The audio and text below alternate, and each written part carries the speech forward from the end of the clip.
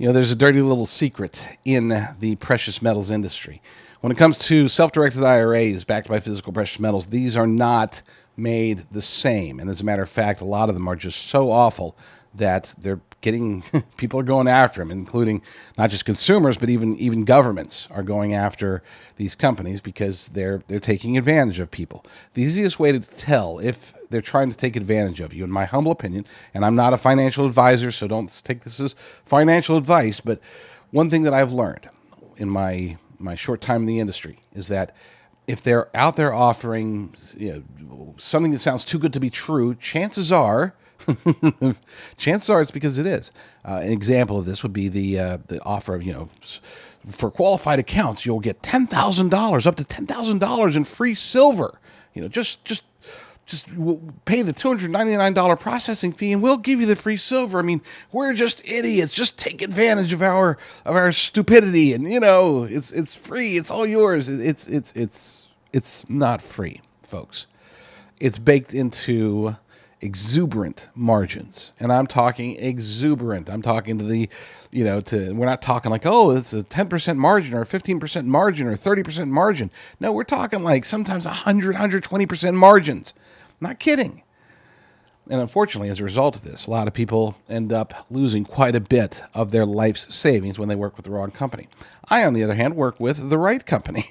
I have very close partners with the good folks over at Genesis Gold Group, as you can see on the screen, endorsed by Mike Lindell and endorsed by Joe Altman, my good friend, and Dean Kane, and all these amazing people over there. They know that this faith-driven company will take care of you, which is why they are willing to put their name behind it. That's why I'm willing to put my name behind them. Go to rumblegold.com and find out what they can do for you today.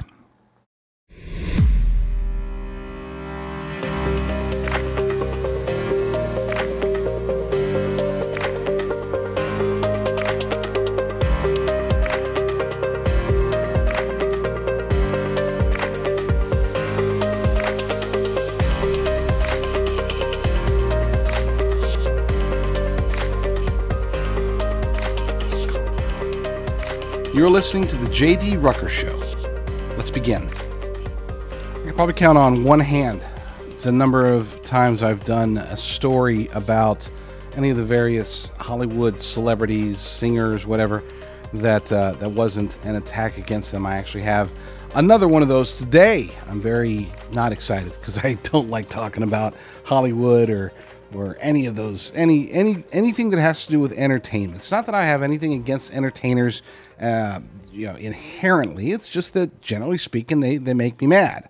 They are usually woke, and falsely so. Okay, they're only woke in public. They're not really woke in private. You get the idea. But we are going to be doing a lot more survival stuff here on the show, and that's something that, considering that our focus is faith, politics, culture, those standard practices, I think it's time that I do a lot more discussion about, not a lot more. Don't expect me to start a prepper show or an outdoor show or anything like that. But the topics themselves, they do need to be covered more. And so, because I read about it all the time, why don't I ever share that information, or why don't I share it enough? I will be on with Dr. Sherry Tenpenny, I don't know if it's today, soon, to discuss the topic. And I'm going to be speaking at a conference soon to discuss survival as well. It's funny because I don't ever get invited to talk about politics, but that's what I talk about the most. So who knows? Maybe I'm not very good at it. I don't know. Who knows? I do. I know I'm good at it, but whatever. Welcome to the J.D. Rucker Show. Thank you for tuning in, and it's going to be good. Quick programming note: we are going to do our very best to stick with the schedule. People complain, and rightly so. I would complain as well, that my show is too sporadic. Sometimes it's during the morning, day, night. I don't have a set time, and that's based upon my schedule. We try to do as much of this live as possible, right? But we're going to try to stick to the schedule of 1:30 Pacific, so 4:30 Eastern p.m. every day. We start the show and we go on as long as need be, somewhere between an hour and a half to 2.5 hours. It will be your general show. And I know for some people that's long, but look, it's there's a lot to talk about. We've got a country to save. We've got a gospel to spread. We've got wokeness to fight, and we've got survival tips to disseminate. So I don't even, sometimes 2.5 hours isn't enough. I feel like I didn't say enough in any particular day. I know that's crazy, but so you can always check us out. We have our shows, various parts of it, on Worldview Tube, on RVM News, on Spreely TV, on Frank's Speech. We take them and we partition it out. But the best place to find all of the stuff, if you want to see everything that I do, and usually in one long stream, I try to time it out to where I have it all over there at 1:30 p.m. Pacific on my Rumble channel, which you can get to at jdrucker.com/rumble. jdrucker.com/rumble. Be sure to subscribe. And that, again, is where you'll get to see the entire 1.5 to 2.5 hour show, Monday through Friday. And hopefully, at some point, getting back into doing it on the weekends as well. Because I just got a lot to say. I've just got a lot to say. Quick shout out to my wonderful, amazing, I don't know if you want to call them sponsors. They're really just friends, okay? And I know, lately there's been a lot of, I don't want to call them attacks because that's perpetual. There's been a lot of hate towards Mike Lindell, towards MyPillow. Look, whatever you think of Mike Lindell, here's the thing. You cannot doubt his patriotism. You cannot doubt his desire to make America better. I mean, that is what he does. He's put himself out on the line. He's lost a lot along the way. So I know a lot of these conservative shows have sort of abandoned, it's like, oh, I talked to one, was it yesterday? Yeah. Was it yesterday? Either yesterday or the day. No, it was yesterday. It was yesterday morning. I talked to a particular very popular show host. You'd all know him. Technically speaking, I wasn't talking to the show host himself. I was talking to the CEO of the company that runs the show. But point being is that, we were talking about MyPillow, and I was like, yeah, we did MyPillow for a while, but it's really saturated, and so many people were doing it, and it's like, I don't care. I would love for people to go to mypillow.com and use promo code JDR to get the maximum discount, of course, because that helps me, that helps my family, helps pay for this show, right? But either way, honestly, do what you want, just get more MyPillow. It's a good brand. They got great products. And perhaps most importantly, it's a company that the money, a lot of it, is going to be used to try to help save America. We've got to keep them afloat. We've got to keep Mike Lindell fighting the good fight. And the easiest way to do that is to go to mypillow.com, get a dog, robes, get slippers, get a bed, get pillows. I think they sell pillows, right? Yeah, they still sell pillows. Use promo code JDR and get the maximum discount. Generally speaking, I take a hard pass when it comes to any stories that pertain to Taylor Swift. I'm not a fan, obviously, but I'm also not a fan of the hype. I don't care about the NFL enough to know who she's dating. I don't care about her music. I do care about her influence, and especially as it pertains to anything that's going to affect me in my life and you in your life. And apparently that is actually happening right now. Of course, shortly after the debate on Tuesday, she endorsed Kamala Harris. Big shocker there. But then she also told people to go to vote.org and to register to vote and vote early and learn about all that stuff. And apparently it worked. Apparently, a lot of people went there. According to an article over at thenationalpost.com, Taylor Swift's Instagram endorsement pushed 338,000 visitors to vote.gov site. I said vote.org. It was actually vote.gov. Taylor Swift's Instagram endorsement of Vice President Kamala Harris following the debate on Tuesday night resulted in over 337,826 visitors to vote.gov, according to a spokesman for the U.S. General Services Administration. Swift told her followers to visit vote.gov for registration and early voting information. She said that she'll be casting her vote, yada, yada, yada. Again, I don't really care about her endorsement. I don't care about any of that stuff, but to some extent, I need to throw this out as a warning. We cannot dismiss the power of certain celebrity endorsements. I would say the majority of endorsements are absolutely meaningless, but there is a certain subset of people, for the most part, we'll just call them the dumb people that Kamala Harris pointed out. Those are the people under 24 years old, kids that are of adult age, old enough to vote. They are influenceable, extremely so, and they, generally speaking, are lower information voters when it comes to who to vote for, thus their penchant for embracing Democrats. Point being is that this is news. I don't know if it's big news, but it is news, and most importantly, this is a warning. Do not get complacent. As I always say, you have to pretend. I don't care what the polls say. I don't care what anything else says. You have to pretend, at least, as if Trump and any Republicans that you support, pretend like they're behind by 20 points. And that you and me, we are responsible for making sure that we make up that gap. Because if you think Trump's going to win, if you think that your Republican candidate's going to win, or your Libertarian candidate, or your independent candidate's going to win their state or local elections, or their congressional seat, or whatever, don't think that. Think that we're going to lose big. And the only way that we can stop that is if we get the word out constantly, regularly. The only thing I would say that is obviously more important than from a action perspective than taking care of your family and, of course, worshiping God would be to make sure that we keep the pressure on as much as possible between now and Election Day, and probably even after Election Day, depending upon how things go. We don't have it in the bag. We're playing from behind, so fight like hell, and let's bring it home. All right, moving on to the survival front. An article caught my attention over at survivopedia.com. Survivo, so it's like Survivor, but without the R. Survivopedia.com. It's a pretty good article, and it's important. As most of you know, if you've been watching my show for a while, especially as it pertains to survival, I'm a big, huge fan of bugging in. I don't want to bug out unless you absolutely have to.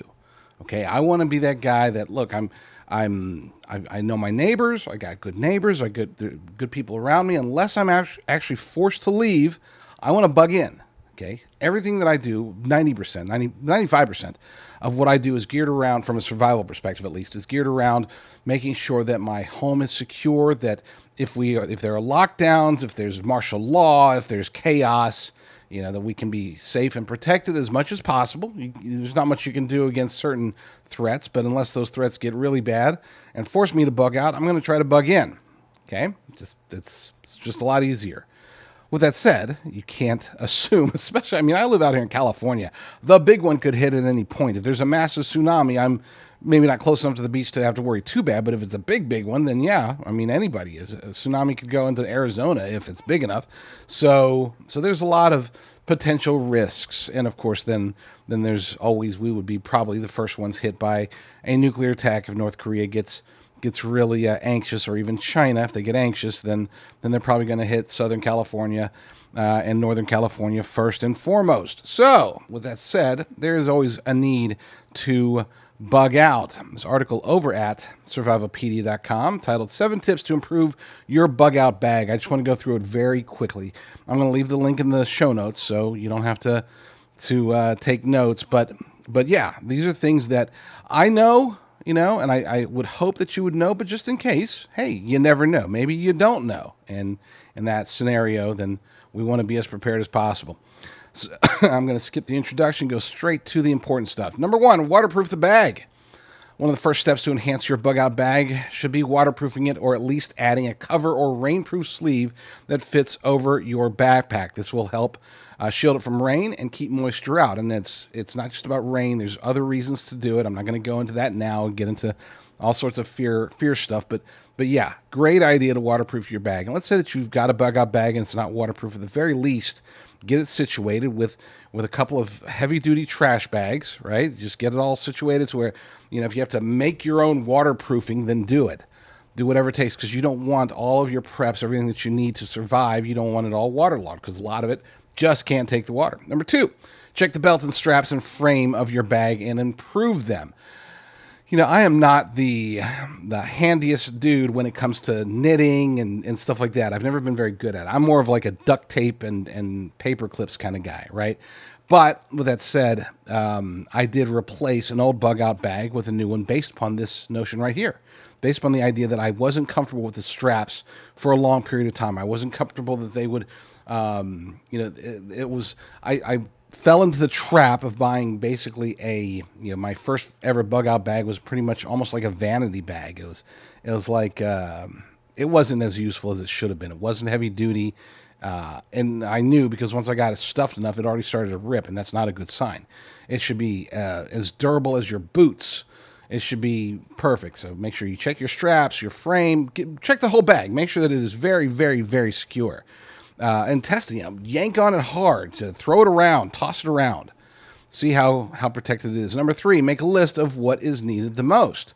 Now, this is something you should do for bugging in and bugging out. And it should be situational as well. So, for example, we have different plans ready to go just in case of this situation, that situation, another situation. As I said, and that's only really for bugging in. We don't have the bug out plan is just survival stuff and head east, unless the threats are out east. Then it's, I guess, head north or south. Can't head west. There's water, unless I buy a boat or commandeer a boat. You never know. So. But yeah, for bugging in, we do make a list, and we have these lists, these semi-detailed plans. They're not pretty, okay? It's not like I have it all in PDF format and printed out and hardbound. No, I got like notebooks with notes in them, right? I've gone the cheap and easy route, literally notebooks, okay? That's how I keep my notes, and it is sad, but it works. It's my system. It works. Dang it! And these fit very nicely in waterproof bags. Speaking of which. So yeah, make a list of what's needed the most. Let me read part of this. One of my favorite ways to optimize my bug out bag is to make lists of the items that are a must for me. I recommend you start by making a comprehensive list of the items that you need most in a survival situation. Now, I guess with a bug out bag, it would be slightly different than bugging in, because just as an example, if there's any medications that you need to grab and you're in a hurry, if you can store some and keep them in rotation, that's very important. If you have like extra chronic meds that you absolutely need, and you can keep some in your bug out bag, keep some in your medicine cabinet, and rotate them out appropriately as more supplies come in, then great. You have to make sure that you're responsible enough to do that, and that you have a plan in place. But keeping things that maybe aren't always going to stay in your bug out bag at any given moment, get that list. So okay, crap, let's grab the list. We got to be out of the house in 30 minutes. So we got our list. Okay, got to grab my reading glasses off the nightstand. Don't forget my gun safe, or my gun belt, and you get the idea. And you'd be surprised. I think that we think, I would never forget my gun belt. But you never know. Make a list. Put it on the list. If there's anything that you need to grab outside of just grabbing your bug out bag and running, get it on the list. Number 4, I think we're on silence. Your bug out bag. This is one that, when I was going through the entire list earlier, this is the one that's like, oh yeah, I learn something new every day. I'm not a know-it-all with anything, right? This is one that I had never actually thought of, and I had to test to see how silent my bag was. And there was actually one hanging, dangling thing that's like, oh, wait, that actually could be bad. To enhance the effectiveness of your bug out bag, if you need to keep a low profile, it's crucial to make it as silent as possible. Start by examining the components of your bag, such as zippers, buckles, and straps. And yes, I did have a buckle on a strap with a latch on it that was dangling, and it would have made noise. That make noise while in use. Replace noisy metal buckles with quieter plastic alternatives, or use tape to dampen any rattling sound. Secure loose items inside the bag to prevent them from shifting and making noise during movement. You can wrap metal items in clothing so that they make less noise. And that's another thing that I did. We have a K-bar that it has the leather. The leather sheath for it, so it should be silent. But I was thinking to myself, in a tough situation, that metal, if that hits, for example, my mess gear, then that's going to make a noise even inside the bag. So we decided to fix that up. Number 5, cut its weight. This is an operation you need to perform constantly if you want to optimize your bug out bag. Cutting its weight is essential for improving mobility and ease of use, especially if your bug out plan requires covering long distances on foot. This is one of the biggest reasons I'm a huge fan of freeze-dried food over, for example, MREs. MREs are great, okay, but the challenge is that they're heavy. You can get like one MRE, one single large meal. It weighs as much as like literally 15 servings of certain freeze-dried foods. Okay, now you might say to yourself, yeah, but in a freeze-dried, if you have freeze-dried foods, you're going to have to rehydrate it, so you're going to have access to water. And considering my personal situation, I believe that we will be able to, in a bug-out situation, we will be able to find water very abundantly, fresh water. So I made the decision to go ahead and dump almost all. We still have some bars in there, but other than those bars, that's the only food that we have that's not freeze-dried. Because again, when it comes to weight, freeze-dried food is far. But you cut your weight by a ton, maybe not literally, but. Number 6, improve external storage. This is another tip that few people are aware of, and almost all of the prepper folks I've met fail to see the possibilities in enhancing their bag by using external storage capabilities for better organization and accessibility. So in other words, you have, like we have the med kit that we have. The med kit actually, it's not inside the bag, it's an attachment to our bug out bag. We have 2 med kits. We have the one comprehensive med kit within one of our bug out bags. And then we have each of the individual bug out bags has a smaller med kit that has, the basics is basically emergency situations, right? True emergency situations. You got to get cloths. You got to sterilize. You need a tourniquet or anything like that. You got to stop the bleeding. You got to do whatever in a very fast manner. We have that on the outside of the bag, and it didn't come with the bag. We fashioned it to where it will fit with the bag. Start by checking the current external compartments and attachment points on your bag. You'll soon identify any areas where additional storage could be beneficial or where current storage is insufficient. Add external pouches or modular lightweight load-carrying equipment attachments to increase storage space for frequently used items such as tools or water bottles. Any external pouch should be secured properly, and they should not disrupt your bag's balance or comfort. If you carry large items, you'll need to use compression straps or bungee cord to secure and prevent them from shifting during movement. And I can never stress enough the importance of having bungee cord in a bug out situation. I could probably make a list, if given enough time, I could make a list of 100 legitimate uses of bungee cord in bug out situations. It really is that beneficial. It's one of those things where, yeah, if you don't have enough bungee cord, you're going to regret it.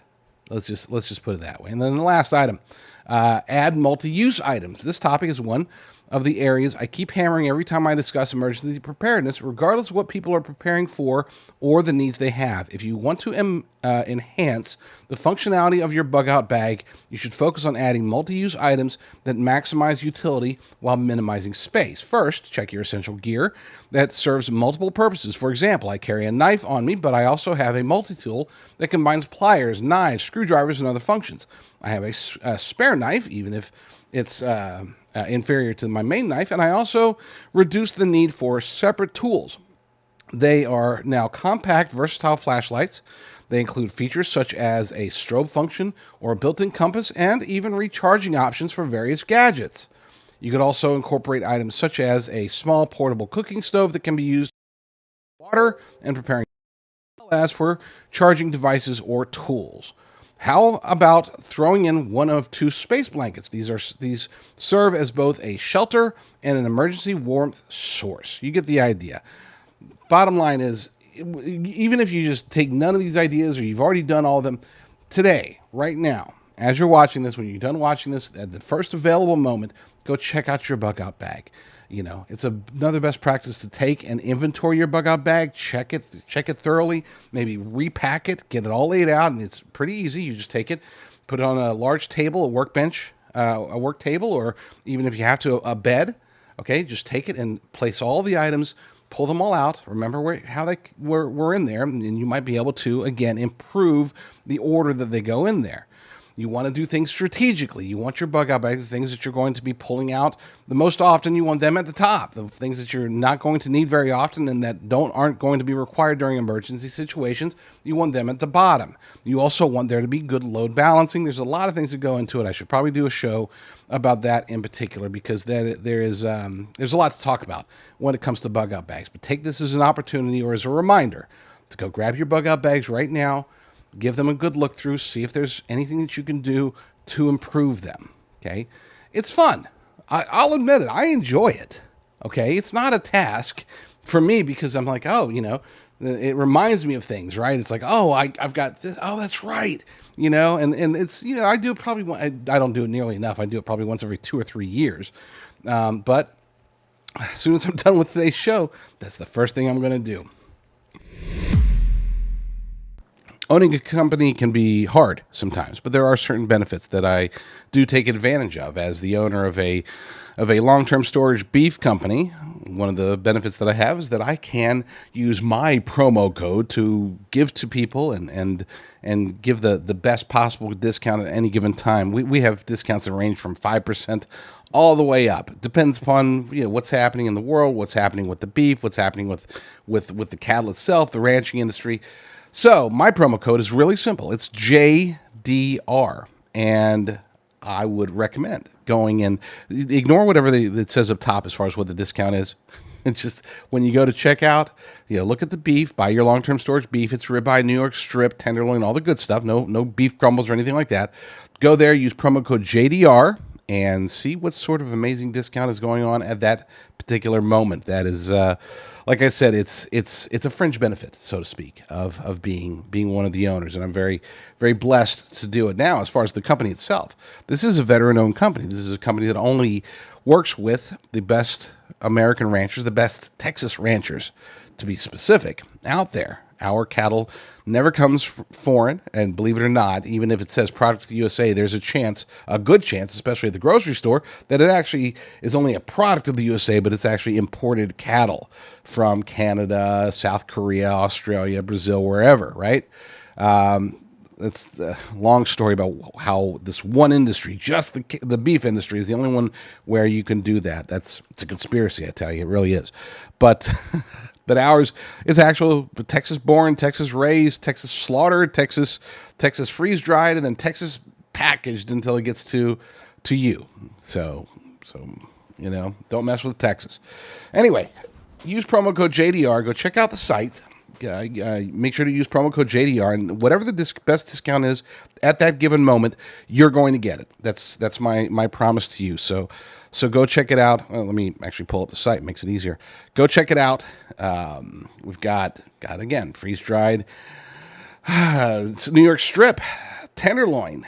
Got lots of great people out there helping us. All American beef, high quality stuff. No lab grown meat ever. No mRNA jabs ever. Nothing that could kill you, unless you choke, of course. Don't choke. It's a good quality stuff. One ingredient, only beef. We don't even add salt to it, so that it works with just about any diet. Be sure to check it out and use promo code JDR at preparewithbeef.com. That's preparewithbeef.com. So we're going to switch to Zoom for a moment, and I'm going to bring on a guest. This was sort of impromptu. I actually knew we were going to be doing this interview, but I wasn't going to be doing it during this show. And then I thought, I was talking about prepping and bug out bags and all that stuff. Now would be a great time to bring in my good friend, Matt. Matt, how are you doing, sir? I'm doing great. Thanks for having me here, JD. Oh, it's good to have you. So tell you've never been on my show before. Tell us who you are. Tell my audience who you are. I am a father. I'm a prepper. I'm into food preservation and canning. I am Dr. Sherry Tenpenny's business partner, and we've been teaching boot camps and have kind of structured our business model over being the instructional arm of the Health Freedom. Nice. And for those who didn't know, his name is Matt Hunt. Matthew Hunt. Sort of like Ethan, except I have a son named Ethan.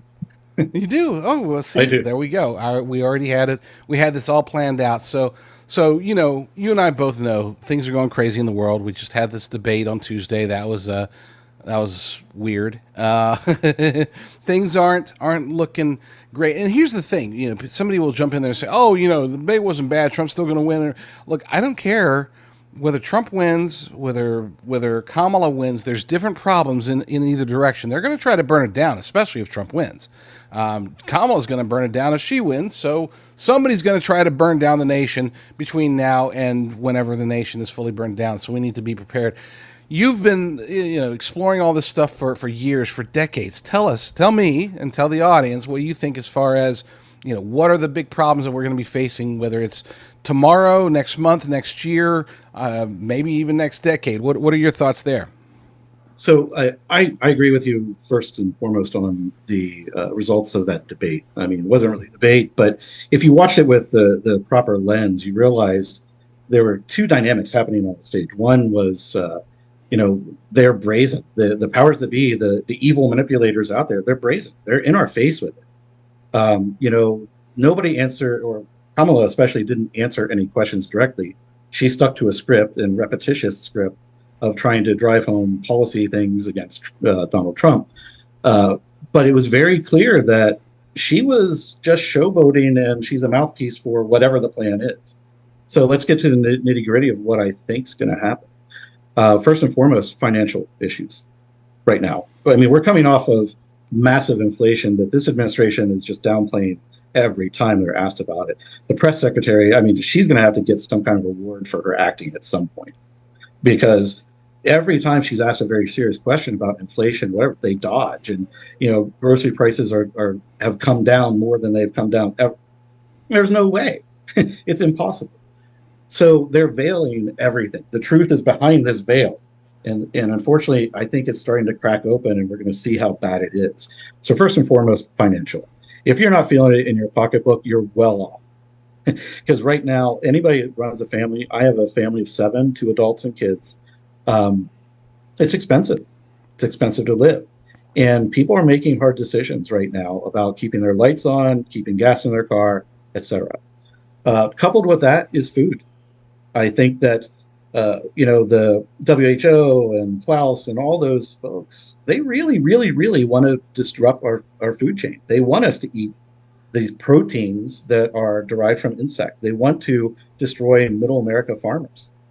Look at the price fixing that Kamala leaked out, and what is that going to do to the small farmer? That their cost of production is 3 times what the large producers are. So food chain disruptions. How many fires of chicken processing plants and egg plants and everything have happened over the last calendar year? If you're not noticing in your own supermarket that they've had to remodel and move things out and spread it horizontally to make it look like there's product, you're not paying attention. So we're going to have food chain problems. And then, look, I can't downplay the fact that there's a bubbling underbelly right now around the world of multiple war fronts. Mm-hmm. China's looking at Taiwan. China's looking at Guam. We've got Russia and Ukraine. We just wrote another check, which means your children's grandchildren will be paying the Federal Reserve off on that.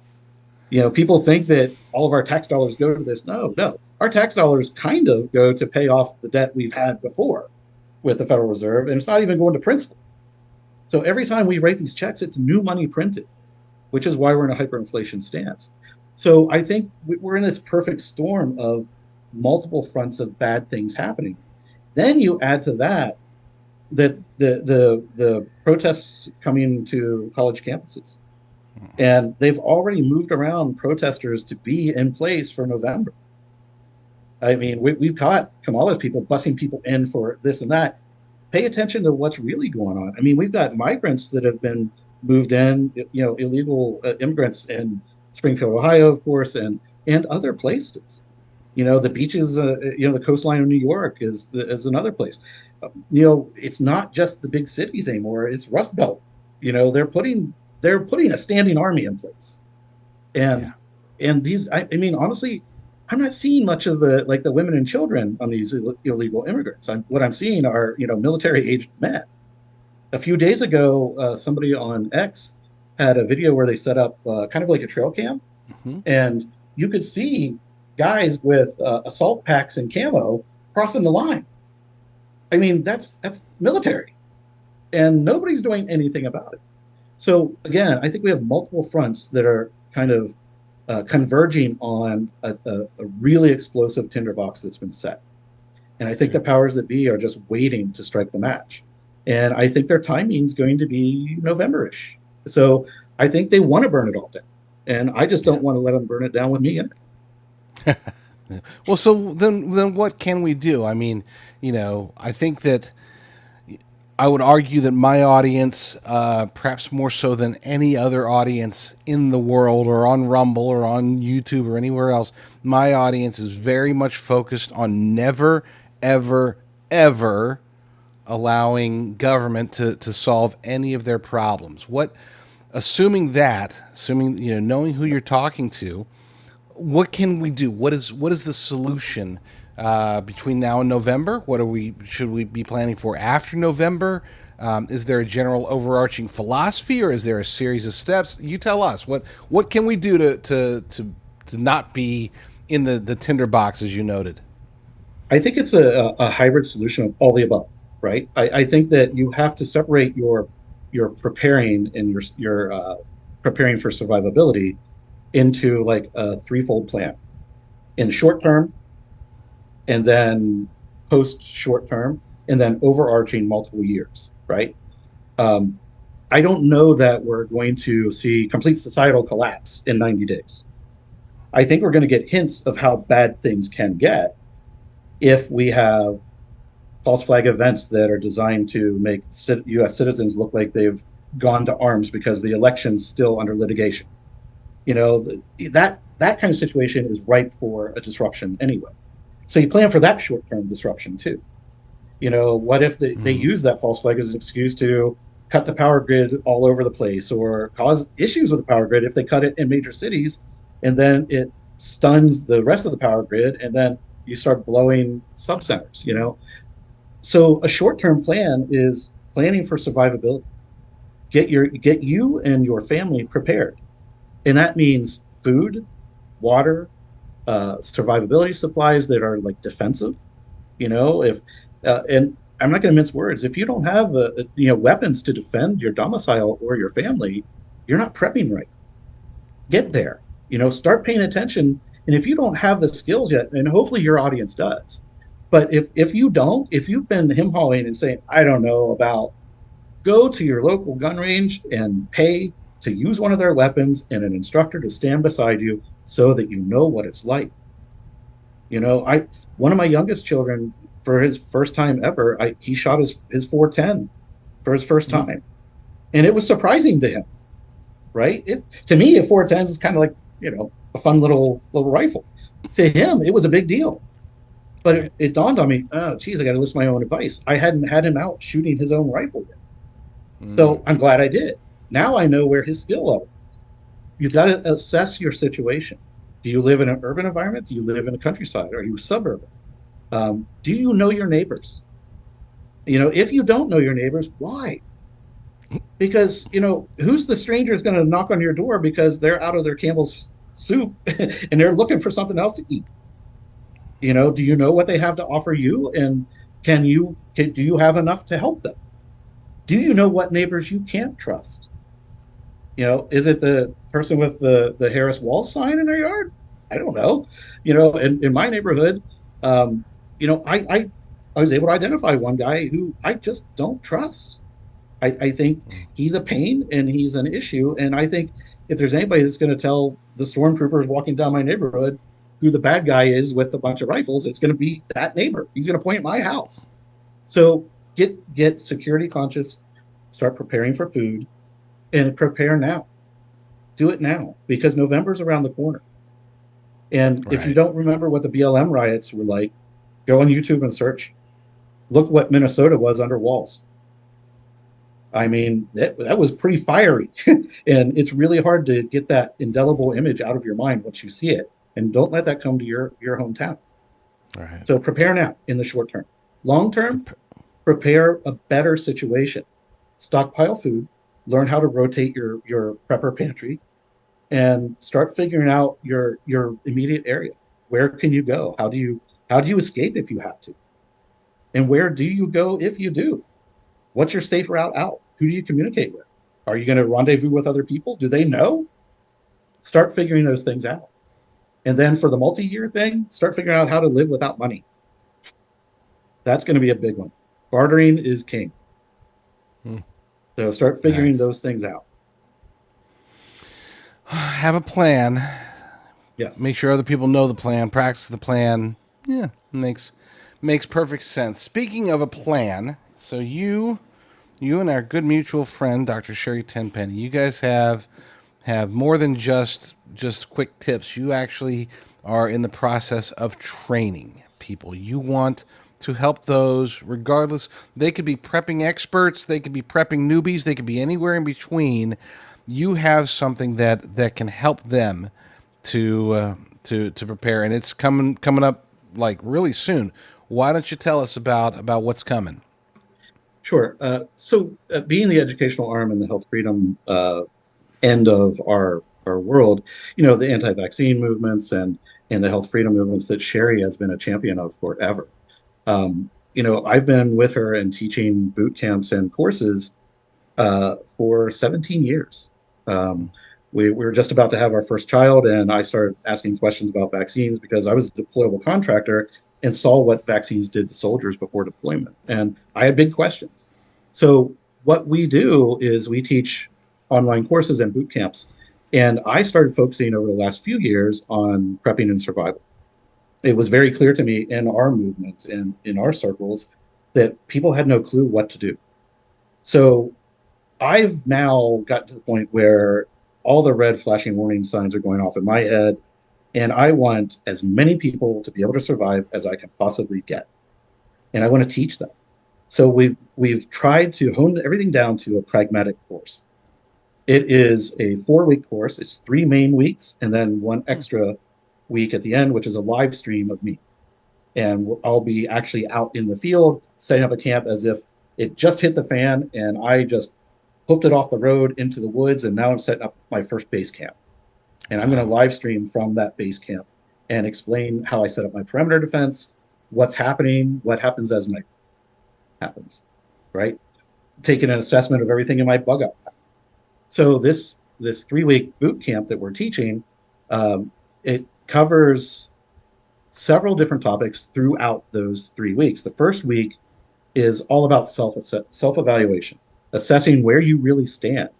And again, how do you know if you're really an expert at prepping and survival? You might be the guy that bought all the cool gear, but do you have a background that knows how to use it? Where you could have the most expensive rifle. If you've never shot it, you're a collector, right? So we have to teach people to evaluate, find out where they are on that spectrum. Then we start with fire starting and warmth, water procurement and treatment, shelter basics, actual pragmatic information that you need, stealth and evasion, which is a big one, cooking and food, which is ultimately important. I've got a big family, like I said, and I mean, if I'm relying on hunting for survival, it's going to suck. I mean, I can do it as a supplemental, but if you've never killed and processed a deer in the field, do you know what you're doing? Can you do it safely without endangering everybody? It's really difficult unless you've prepped ahead and you've got at least enough protein and fats and everything else in your bug out pack. And again, this isn't your hiking backpack. This isn't the pack that is lightweight, ultra lightweight, with all that expensive stuff that you bought at REI. This is a heavy pack that you're going into the woods to set up a camp, your first camp. And I say your first because in security, you're going to have to be mindful. Do I bug out from here and go to the next thing? Right. So you're going to have stuff that helps you cook, purify water, etc., build shelter. First week is all about that. And then we go into second week, effective survival communications. We've designed this thing called a two binder system where one binder stays in your bug out kit, whether it's a tote full of stuff or your backpack. It's got all kinds of information, including, excuse me, your bank account information, copies of checks, copies of identification, medical cards if you have them, insurances, your homeowners policies, everything. Because if you bug out and all that stuff gets ransacked out of your house or your safe, you got to prove ownership if you get to go back. Right. And a lot of people don't know. Excuse me. So that second week, we talked about that two binder system, how to set it up. The other binder is kind of on your person, but that binder in that bug out starts with page one of, okay, it's hit the fan. Here's what you need to know. This is how many hours you can live without water. This is how many hours you can live without food. This is what you need to prioritize right now. And it's the old Boy Scout stop methodology of stopping, assessing the situation, taking care of any injuries, doing a triage, all that stuff, right from the page one. Because you may not be mindful of the fact of everything you need to do because it's all crazy, it's all chaotic. This binder is your sanity check, right? And it also has survival information. It has pages out of military guides of, building a snow wall. Don't try to build an igloo if you don't know how to build an igloo. Don't take the effort. Build a snow wall. That's enough to get the wind off of you and to sleep with a tarp. Things like that. We're going to talk about medical and first aid kits, going electronically silent. If you don't have a way to put all your devices into a Faraday bag or something similar, don't hoof it up the mountain. They'll find you. Don't take this with you, that cell phone, and think it's not trackable because you're not using it. It is. It is absolutely trackable. Then we talk about special cases, surviving with children. It's really hard to put children in a stealth mode. So we're going to talk about that. We're going to discuss that openly. What if you have on your list of people that you want to go save, and it's your mother who's convalesced in a wheelchair? Right. I mean, my mother before she passed away. Not only was she mostly wheelchair bound, but she was also full on dementia. Oh, wow. So, is that a person that you take and try to go up the mountain with? There are hard choices and plans you need to make now before it happens. We talk about that in week 2. Defending your position or your home. This is where you've decided, I'm not bugging out, I'm bugging in. I'm hunkering down and defending. And there are things that, if you remember back in the anthrax scare, remember when the envelopes were being mailed out? Yeah. Around DC, there were 2 things you couldn't find that week: plastic sheeting and duct tape, because everybody was sealing off their house or preparing to be able to do it. You ought to have stuff like that. You ought to have a couple cans of black paint so you can black out windows. So if you've got lights on, they don't see that you're inside at night. There are things to lock down your domicile. We're going to talk about that. Week 3 is urban survival versus wilderness survival. 2 very different scenarios. But in the very beginning, and you might be in both scenarios depending upon what's happening in the world at any given point. You might be bouncing back and forth between them. Absolutely. Because, look, there might be a city between you and the next farm. And you're going to have to hunker down because things start happening. You've got to figure out your terrain and learn how to navigate it. Before all of that, the opening of that week is getting mentally and physically prepared. You're going to have to do it. You have to practice taking a hike with your backpack. If you carry a 70-pound pack like I do for a bug out, you better be able to carry it, or you're going to be leaving a dotted path of stuff you've thrown out of your pack because you can't. If you're not used to carrying a weight like that, start getting used to it. Grab something that's heavy in your house, number 10 can of food or something, put it in a backpack and walk around your neighborhood so you know what it's like to do. Start building up for that. If you're a drinker or you have substance problems, start tapering off. Do a real assessment of your stance. Can you go multiple days without super anger issues or even DTs or something without drinking? If you want to survive, fix it. Fix it now. Get right with your own body and get right with your own mind. Then we're going to talk about practicing skills and put up a whole regimen for at least practicing. It's not training, it's practicing. Training means you're ultimately, you're doing it as hard as possible as you can. I'm trying to familiarize your brain and get some muscle memory into the fact of hiking or walking long term. Do you even own shoes that you can walk multiple miles in? Most people don't know unless they're in the prepper world or they're hikers or outdoor people. And then finally, we're going to talk about the truth about wilderness survival, and what you need to do. It's not as easy as everybody thinks. Not everybody's a deer hunter. Not everybody can, shoot enough squirrels to feed their family. If you've ever tried to fish to actually eat that day, if you've been out camping for like 5 days and your only way you're going to eat is if you catch something and you didn't, you better go practice fishing and figuring things out. But you better prep ahead and have stuff to bug out with you to eat. The final week, fourth week, is alive again, and I'll probably be taking questions and answers around the campfire once everything's set, so that people can interact and ask real world questions. What are you going to do with Nice. that fire? Can people see the smoke from it? Those are questions people have. If you don't start asking the questions and getting answers now, when November comes around and riots or whatever occurs that they're all planning in the background, you're not going to be ready. So it's time. So where do people go? How do they sign up? The easiest way is go to our main website, which is learning4u.org. It's learning, the number four, then you.org. And right in the middle of that homepage is about the boot camp. The first week releases the information this Saturday, which means the portal opens and there's information to guide everybody through the first week up till first Thursday, which is next Thursday. Every Thursday we do a Zoom. It's a live. It's at least 2 hours. As you can tell, I'm a little bit wordy, so I will keep going usually, and I like to take questions. And if people want to hang out, I'll hang out. And that's at 8:30 Eastern Hmm? p.m. every Thursday for the first three, and then we'll schedule the timing for that fourth one. Weather dependent as well, and not because I don't want to do it in the rain, because I'm going to have equipment with me that probably can't get wet. Um, Right. so we'll schedule that fourth week, so that everybody has the advantage of being, um, and everything's recorded. If you miss, it's no big deal. You can go back in and watch it at any time after the fact. We're going to have a live Telegram channel that everybody that signs up, we'll send them a separate email inviting them to that channel with the invite link. And you can interact with me and the staff in there, and I'll answer anything I can. So I just want everybody to come together, get serious, and prepare for survival. We can put together a huge team of resistance. One of the analogies I gave a friend who's in the prepping world is, you can get 40,000 people into a stadium to watch a professional sports game. What if 40,000 people showed up at the front door of George Soros?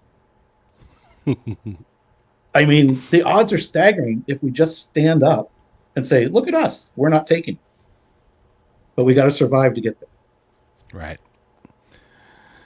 Absolutely. Absolutely. Matt Hunt. One more time, throw the URL out there. Learning4u.org. Learning, the number four, you.org. Learning the number 4you.org. Sign up, and I want everybody to understand. So I have no vested interest in this. I love Matt. I love Dr. T.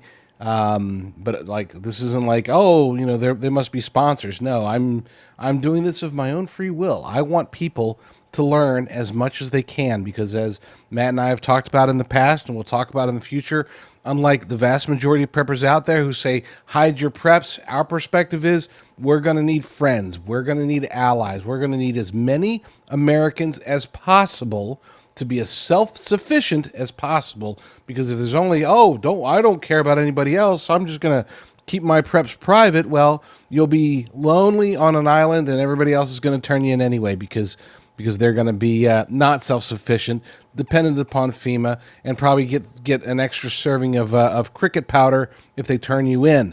So I say let's prep everybody, which is why I wanted Matt to come on the show. Matt, thank you, sir, so much Thank for you. coming on, and I cannot wait. I'm going to be there too, so I Yes, cannot wait to I look watch it forward to that. myself. So, It'll be great. God bless you, sir. We will God we will bless you, talk again JD. I very appreciate soon. it. Thank you. Absolutely. Do you have any aches and pains? Chronic inflammation might be the culprit. Meet Sweetamine, the natural way to fight inflammation. Sweetamine is packed with the amino acid glycine, the same nutrient found in bone broth that helps to regulate inflammation. Many of the diseases we face today are rooted in glycine deficiency. Just one daily serving of Sweetamine provides 8 grams of glycine, enough to stop excess inflammation right where it starts. Most people feel pain reduction after just a few days. Perfect for post-workout recovery, Sweetamine is all natural, contains no sugars or carbs, and has only 24 calories. It's ideal for diabetics, too. Use it like sugar in your favorite drinks, smoothies, or sprinkled on cereal. Try our 12-day challenge trial pack for only $19.95 with free shipping, completely risk-free. And for a limited time, enter promo code RUCKER at checkout for a $5 discount. Order Sweetamine now at sweetamine.com or call 855-GET-SWEET. That's 855-438-7933. Live pain-free with Sweetamine and take the challenge today. Well, you know what they say about the best laid plans, right? Sometimes, we have something in mind, and then it changes. So, as fate would have it, today's show, because I threw Matt in there, and it turns out that I've only got like 2.5 minutes left, which means that today's show, generally speaking, I like my shows to be either on a topic or on a bunch of topics. And today's show turns out to be about pretty much survival, and Taylor Swift. And that's the challenge that you have when you do a show like mine, because we kind of go with we go with the flow. Whatever's happening in the news, we try to stay on top of the breaking news, of course, but then we also try to stick with the topics that are important, evergreen, so to speak. Unfortunately, today's doesn't fit either, or technically fits both. So, because the Taylor Swift story is not going to be evergreen, she's going to fade away pretty darn fast, Lord willing. But the survival stuff, that should be on your radar indefinitely. That's something that, if I could go back, and I'm not one that regrets, I wish I could change this, I wish I could change that. But if, hypothetically, in a sci-fi world, I could go back and do things differently, one of the things I would do is I would definitely be a far better prepper. I would have been prepping for a long time, and that's not to say stockpiling food and ammunition and stuff like that. I would be doing that too, but more importantly, I'd be learning skills. I would love to be able to do anything. Okay, no, I would completely take myself out of whatever, iPad world or whatever you want to call it, all this technology stuff. That's not to say that I'm against technology per se, but I would definitely know how to handle any situation. And right now I've been scrambling for the last year and a half, 2 years, whenever I get a chance to learn new skills, learn how to survive this, learn how to handle that situation. It really is a lifestyle change to do it right. And I would have started that lifestyle change years ago. Thankfully, I don't think it's too late. I think that we still have some time. I'm hopeful that we do. Some time to learn the skills, to practice, to acquire whatever we need in order to be better at surviving. And then, of course, there's the whole Taylor Swift situation. Just sort of a random throw in for today's show. If you're watching on my my Rumble channel, stay tuned. We've got more. If you're watching anywhere else, Lord willing, I'll be back very soon with another episode. But in the meantime, y'all stay strong, stay safe, and God bless. Many, if not most of you, are very well aware that Mike Lindell and MyPillow are under attack. Mike often says that he is the second most attacked man in America, second only to, of course, Donald J. Trump, and that his company is the most attacked company in American history. I don't disagree on either count. He needs our help. He needs my help, and he needs, more importantly, your help to keep his company thriving, because it's through the revenue from his company that he's able to do the things that he does, to fight the good fight, to get out there and expose such things as rampant widespread voter fraud, which he unabashedly does despite lawsuits left and right and center and everywhere. Okay? Everybody's going after him, and I believe it is my responsibility to help him, and I think that it is your privilege. Not responsibility necessarily. You do what you do to take care of your family, but it is your privilege to also consider helping him as well, whether you need a pillow. You probably already have pillows. But maybe you need dog beds. Look, I've got a dozen dog beds from My Pillow scattered around the house because I've got an aging dog. She likes to follow me around, so she always has to plop down wherever I go. So there's that. TMI.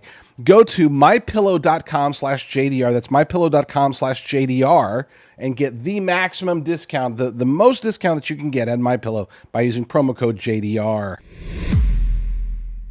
A former CIA advisor has just released a shocking expose on Kamala Harris. If this is true, God help us all. What Kamala and her puppet masters are planning for Trump is not only evil, but could trigger the biggest constitutional crisis in our country. Unfortunately, Trump won't see this coming. Learn how to prepare by going to jdrucker.com/crisis. That's jdrucker.com/crisis.